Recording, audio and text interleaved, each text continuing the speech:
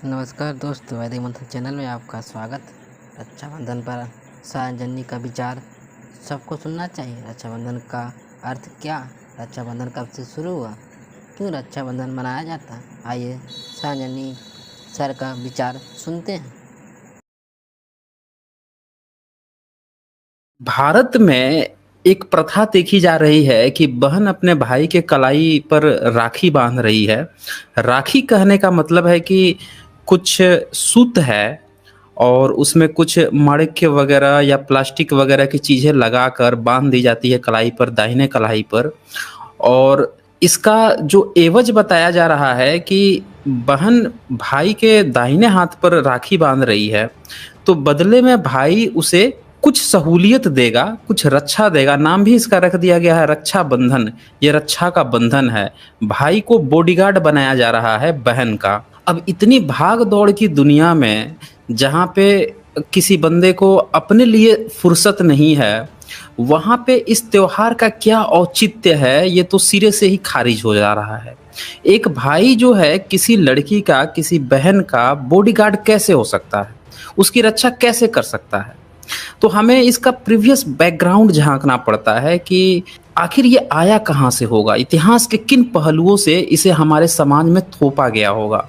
तो जब हम इतिहास के पन्ने खोलते हैं तो जैसा कि हम सभी जानते हैं कि भारत में तो कभी इतिहास ढंग से किसी ने लिखा नहीं। जो थोड़े मोड़े स्क्रिप्चर्स आज के डेट में उपलब्ध हैं वो कुछ संस्कृत लैंग्वेज में उपलब्ध है, ब्राह्मणिकल लैंग्वेज में उपलब्ध हैं, जो पूरी तरह से गपोड़ गाथाएं हैं, जिनमें हंसुए की शादी में खुरपे की विवाह जैसी बातें हैं जिनसे आप सत्य का एक कण भी नहीं निकाल सकते। दूसरे जो बातें हमें मिलती हैं वो पाली साहित्य से मिलती हैं।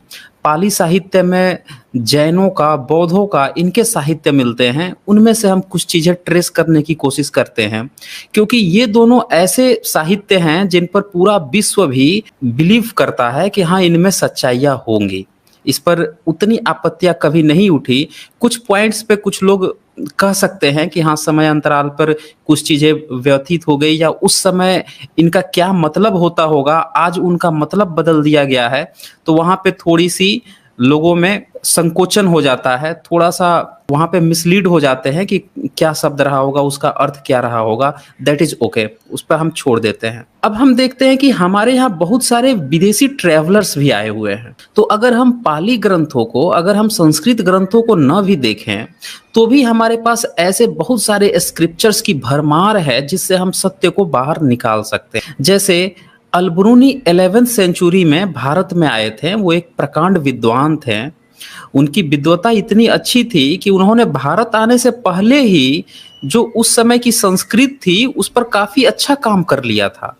मतलब जब वो गजनवी के साथ थे पहले ही, तो वहां पे उन्होंने संस्कृत पहले से ही थोड़ी बहुत सीख ली थी, भारत में भी आकर सीखी और उन्हें कई विषयों का अध्ययन था। और तब यहाँ पर आकर उन्होंने भारत के बारे में पूरी एक मोटी किताब लिख रखी है। वो किताबें अभी भी मिल रही है और मैं सभी साथियों को कहता हूँ कि एक बार वो किताब जरूर पढ़नी चाहिए सभी लोगों को। पूरा भारत का सीबीएसई का इतिहास, पूरे भारत का किसी भी राज्य का इतिहास बिना उस अलबरूनी के किताब के अधूरी हो जाता है। अगर मध्यकाल का आपको इतिहास जानना है, 10th 11th सेंचुरी में भारत का क्या परिदृश्य था, तो आपको वही एक किताब मिलती है जिससे आप सत्य के करीब पहुंच सकते हैं। तो अलबरूनी जब भारत में आए थे तब भारत में जो बौद्ध मार्ग था, जैन मार्ग था, वो डिक्लाइंड हो रहा था। 6th 7th सेंचुरी से दीमक लगनी शुरू हो गई थी और वो डिक्लाइंड हो रहा था। तो जब यहाँ पे वो आए तो उन्होंने यहाँ के मूर्ति पूजकों को हिंदू कहा कि ये हिंदू हैं, और बार बार कई सारे टर्म्स उन्होंने बौद्धों का भी इस्तेमाल किया, इवन जैनों का भी इस्तेमाल किया, और उन्होंने भारत के बहुत सारे पर्व त्योहारों के बारे में बहुत डिटेल्स में लिखा। तो उनकी किताबों से हमें जो 10वीं सेंचुरी 11th सेंचुरी के जो पर्व त्योहार थे भारत में, किस मौसम में कितने त्योहार और कौन कौन से त्योहार और उसके पीछे का क्या कारण था, वो चीज उनकी किताब से हमें जानने को मौका मिला। क्योंकि ये चीजें जब हम संस्कृत ग्रंथों में पढ़ते हैं तो उसमें तो ऐसी कहानी पट्टी पढ़ा दी जाएगी आपको कि आप सत्य से इतने कोसों दूर निकल जाएंगे कि फिर कभी आप वास्तविकता पे नहीं पहुंच पाएंगे। जैसे इस रक्षाबंधन की कहानी संस्कृत ग्रंथों में, पुराणों में, हमें महाभारत में हमें बताई गई कि कृष्ण जो है कभी द्वारिका गया हुआ था, अपने गांव गया हुआ था, अपने शहर गया हुआ था, और एक औरत थी द्रौपदी, जिसकी एक्सीडेंटल 5 पति हो गए थे, और वो पांचों भी अपने पिता के पुत्र नहीं थे, नियोग वगैरह से पैदा किए गए थे।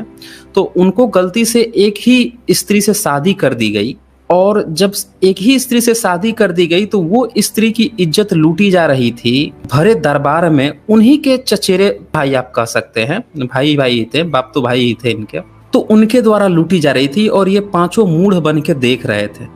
अब दुशासन जो है साड़ी खींचे जा रहा था, और वो बेचारी वहां पे खड़ी होके इंतजार कर रही थी, नग्न हो रही थी। तो वहां पे ये बताया जाता है कि कृष्ण उसमें भगवान था उस कहानी में, और वो पहुंच जाता है, पता नहीं कौन से मार्ग से पहुंचता है वहां, तो ये तो लिखा नहीं है कि विमान भी उसके पास था कि पहुंच गया वहां से, पता नहीं कौन सी उसने टेक्नोलॉजी से साड़ियां भेजनी शुरू कर दी, हाथ से साड़ियां भेज रहा है। अब दुशासन खींच रहा है, और द्रौपदी जो है उसकी साड़ियां निकलते जा रही है, खत्म ही नहीं हो रही है। पूरा दरबार जो है साड़ियों से भर जा रहा है, सुबह से शाम हो जा रही है, साड़ियां ही नहीं खत्म हो रही है। तो ऐसी ऐसी कथा कहानियां हमें पढ़ा दी गई कि इसमें जो है कृष्ण अब भाई बन गया है। बायोलॉजिकल भाई तो नहीं है, लेकिन रखवाला, रक्षा कर रहा है बहन के। किससे रक्षा कर रहा है? तो उन मर्दों से रक्षा कर रहा है जिन 5 मर्दों को उसका पति बना दिया गया था कि तुम इनकी रक्षा करोगे। ये आपको जब पढ़ाते हैं शादी विवाह का मंडन, तो क्या कहते हैं कि शादी हो रहा है तो भाई पति जो है पत्नी की रक्षा करेगा। अभी तक भाई और पिता करता था, अब पति करेगा। यहाँ पे पति और उसके घर वाले उस लड़की की इज्जत ले रहे हैं, उसके साड़ी नोच रहे हैं, और पति पांच पति हैं, बैठ के तमाशा देख रहे हैं। भाई आ रहा है, वो भी अपना भाई नहीं है, बायोलॉजिकल भाई नहीं है, ईश्वर है, इसीलिए आ रहा है। अब वो ईश्वर नहीं होता तो वो भी नहीं आता। तो ये कथानक हमें पढ़ाई गई है कि वहां से आता है, तब वो वहां से साड़ियाँ देते जाता है। अब उसकी टेक्नोलॉजी देखिए कि उस बेचारे को यही बात समझ में आई कि भाई उंगली से तो वो चक्र भी चला सकता था, सबके गर्दन काट सकता था, कि अबे इतना अधम क्यों कर रहे हो। वो क्या कर रहा है? साड़ी दे रहा है। मतलब ये इज्जत बचाने का तरीका होता है कि वो साड़ी खींच रहा है, तुम उसे खिंचवा रहे हो। अबे उसको रोकना चाहिए था ना, पकड़ के 2 थप्पड़ लगाते, गर्दन काट देते वहीं पे। जब तुमने पूरी की पूरी महाभारत ही कर दी, गर्दन काट दी, सब लोगों के गर्दन कटवा दिया, वहां पे स्त्री की इज्जत लूटी जा रही है, तुम तमाशा बन के देख रहे हो, पूरी दुनिया देख रही है, और तुम साड़ी दे रहे हो कि बेटा उतने पर ही देखो। अरे साड़ी खींच रहा है, ऊपर से जो पल्लू वल्लू हट गया है, नीचे कमर पे लटकी हुई है, वहां से खींच रहा है। तो वो तमाशा सुबह से शाम तक एक औरत को नचवा रहा है। ये हमारा भगवान था। ये कहानियां हम लोगों को बताई। बदले में क्या करता है अब कि एक दिन ये दरबार में एक बंदा जो है बहुत ज्यादा बक बक बक बक बोलते जाता है, तो कृष्ण का पारा हाई हो जाता है। उसमें क्या करता है, वो सुदर्शन चक्र चला देता है। अब सुदर्शन चक्र जो है वो उंगली से चलाता था। अब देखिए टेक्नोलॉजी इसकी देखिए, सोचता था कि उसकी गर्दन काट दे, और उंगली में से चक्र निकल के जाता था और उसकी गर्दन काट के आ जाता था। तो गर्दन काट दिया। अब गर्दन काट दिया तो उसकी उंगली थोड़ी सी डैमेज हो गई, खून वगैरह बहने लगा। अब जब खून बहने लगा तो उस खून को द्रौपदी आके तुरंत अपने साड़ी का पल्लू फाड़ के उसकी उंगली बांध रही है कृष्ण का। मतलब भाई उसकी रक्षा किया है, या इसने इसकी उंगली बांध दी है। अब कलाई पे नहीं बांध रही है, उंगली पे बांध रही है, तो ये रक्षा कर रहा है बदले में। ये हमें कहानी बताइए रक्षाबंधन की। अब थोड़ा सा इस घटना की थोड़ी सी व्याख्या कर लेते हैं, फिर हम आते हैं एक्चुअल मुद्दे पे। अब ये भगवान है, उंगली से पहाड़ उठा लिया था। कहानी आपको ये भी बताई गई होगी कि उंगली से पहाड़ उठा लिया था, उंगली नहीं डैमेज हुई थी। कानी उंगली से उठाया था तो भी इसकी उंगली नहीं डैमेज हुई थी। यहाँ चक्र चला दिया, एक का गर्दन काट दिया तो उंगली डैमेज हो गई, और वहां पे इन्हें साड़ी के पल्लू का मोहताज हो गया। इतना बड़ा भगवान था ये। तो खैर इस तरह की बकवास कहानियां हम लोगों को बता दी जाती हैं कि ये कहानियों के पीछे ये इतिहास रहा है, और इसीलिए रक्षाबंधन बनाना चाहिए।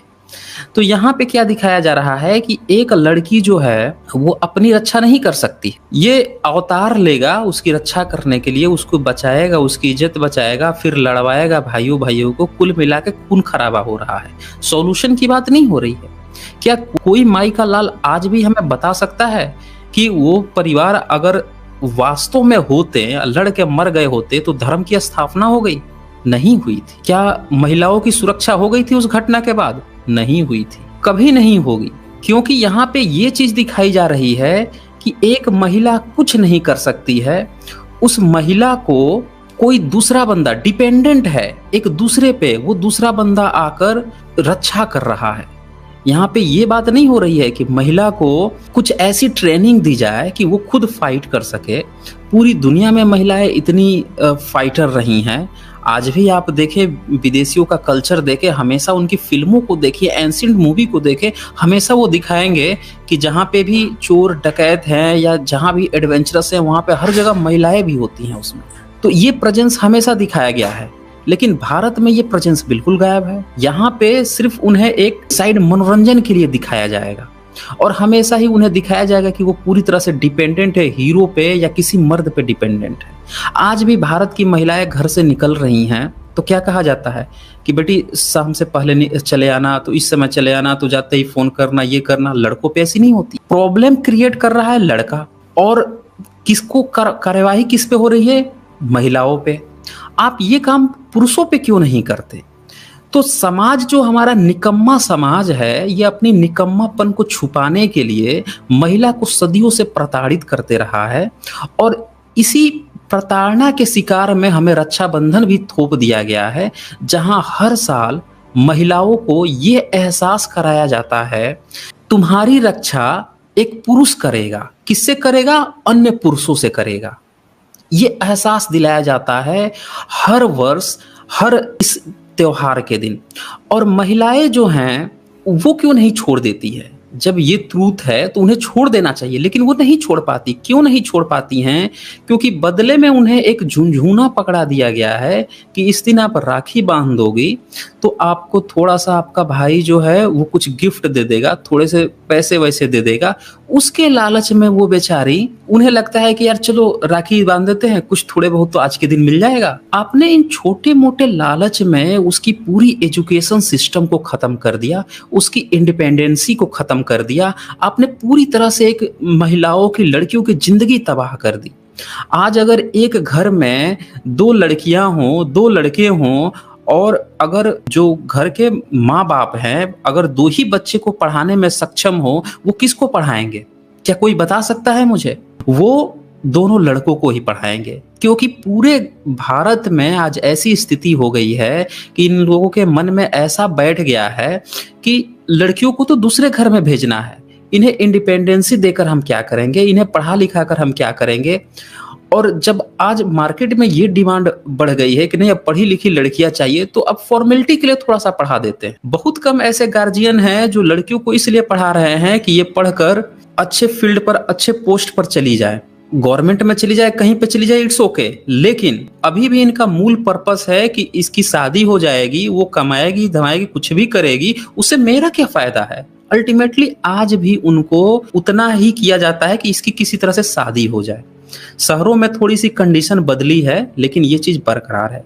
मेरा तो सीधा सीधा आह्वान है कि सारी महिलाओं को जितनी भी पेट्रियार्कल सोसाइटी की ये जो पर्व त्योहार हैं, इनको रिजेक्ट कर देना चाहिए, बाइकट कर देना चाहिए, सिरे से बाइकट कर देना चाहिए। क्योंकि ये आपको सिर्फ हर साल यही एहसास दिलाता है कि आपके ऊपर कोई पुरुष है। अब मनुस्मृति में साफ साफ ये लिखा गया है कि अगर किसी लड़की का पिता नहीं है और उसकी शादी करवानी है तो भाई करवाएगा। तो मनुस्मृति की ये जो बात है, ये समाज पर एक इम्पैक्ट डाल रही है। क्या इम्पैक्ट डाल रही है कि महिलाओं पर अभी भी पुरुष ही प्रधान है। तो अभी तक जो मैं इस पर्व को जिस नजरिए से देख रहा हूँ, मुझे यही समझ में आ रहा है कि ये पूरी तरह से पेट्रियार्की समाज की, एक प्रतिशर्तात्मक समाज की थोपी गई व्यवस्था है, जिसको महिलाओं के द्वारा तुरंत ही बाइकट कर देना चाहिए। इवन पुरुषों के द्वारा भी बाइकट कर देना चाहिए। राखी नहीं बंधवानी चाहिए, न किसी को बांधने की प्रेरणा देनी चाहिए। क्यों दे? एक भाई अपनी बहन की रक्षा करेगा, बॉडीगार्ड बनकर रक्षा करेगा, कब तक करेगा? कितने सालों तक करेगा? आज भारत में सबसे ज्यादा रेप हो रहे हैं, आज भारत में सबसे ज्यादा महिला उत्पीड़न की घटनाएं हो रही हैं, इनको कौन रोकेगा? आप अपनी बहन को रोक लोगे और दूसरे की बहन को कौन रोकेगा? या तो इस तरह की व्यवस्था होनी चाहिए कि सारी महिलाओं को, सारे औरतों को, लड़कियों को सुरक्षा दे, हर पुरुष सुरक्षा दे, तो कुछ बात बनती। अपनी बहन की, अपनी बहन और बाकी बहन दुनिया की रेप हो रहा है, डेली घटना आ रही है न्यूज़पेपर में, खबरों में, क्या है इसका मतलब? तो इसीलिए लास्ट में मैं इसको समराइज कर देता हूं कि सभी महिलाओं को, सभी पुरुषों को इस पर्व को जितनी जल्दी हो सके बाइकट कर देना चाहिए, सिरे से खारिज कर देना चाहिए। और आज के दिन सबको शपथ लेना चाहिए कि हमें रक्षा नहीं करनी है, हमें हक देना है। महिलाओं को उनका एजुकेशनल हक देना है। अगर घर में जितना लड़के को पढ़ा रहे हैं उतना लड़की को पढ़ाइए। मैं श्योर गारंटी देता हूं कि लड़की उस लड़के से भी बेहतर करके दिखाती है। ये बिल्कुल फैक्चुअल बात है। आप सबको समझ में आ गया होगा कि रक्षाबंधन कब और कैसे शुरू हुआ। आज बस इतना ही, फिर मिलेंगे हम अगली वीडियो में। तब तक के लिए नमस्कार।